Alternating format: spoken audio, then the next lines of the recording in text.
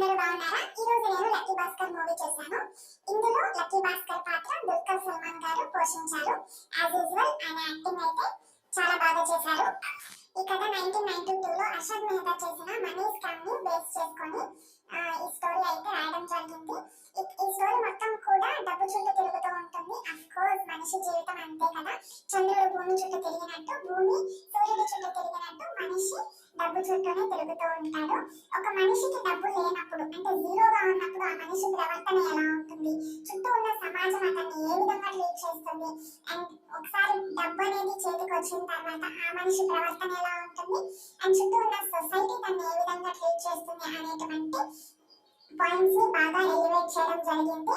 And ఇందులో hero ఒక bank employee and ఒక బిలో మిడిల్ క్లాస్ ఫ్యామిలీ అన్నమాట. తను ఏ విధంగా షార్ట్ టైం లో కోట్లలో డబ్బు సంపాదించాడు, అండ్ ఆ డబ్బు వచ్చిన తర్వాత తను ఏ విధంగా మారతాడు, అండ్ ఆల్సో తన చుట్టూ ఉన్న సొసైటీ తనని ఏ విధంగా రెస్పెక్ట్ ఇస్తుంది, అండ్ అదే ఈ కథ సారాంశం.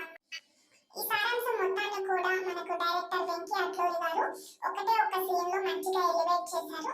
అదేనండి గోల్డ్ షాప్ సీన్. ఈ సినిమా చూసిన వాళ్ళకి ఆ సీన్ బాగా గుర్తుంటుంది. అండ్ చూడని వాళ్ళు ఈ సీన్ కోసమైనా ఆ సినిమా తప్పకుండా చూడొచ్చు. ఈ సీనే ఆ సినిమాకి హైలైట్ అని చెప్పాలి. అండ్ హీరోయిన్ మీనాక్షి చౌదరి గారు అండ్ ఆమె అయితే ఒక normal middle class house wife character లో చక్కగా నటించారని చెప్పాలి. అండ్ చైల్డ్ ఆర్టిస్ట్ రిత్విక్ కూడా చాలా బాగా నటించారు. సాంగ్స్ అయితే యావరేజ్ గా ఉన్నాయి. ఈ మూవీకి నేను ఇచ్చే రేటింగ్ అయితే 2.75 అవుట్ ఆఫ్ 5 రేటింగ్ అయితే ఇస్తాను. ఫ్రెండ్స్, లక్కీ భాస్కర్ మూవీ ఖచ్చితంగా చూడాల్సిన సినిమా అని నేను చెప్తాను.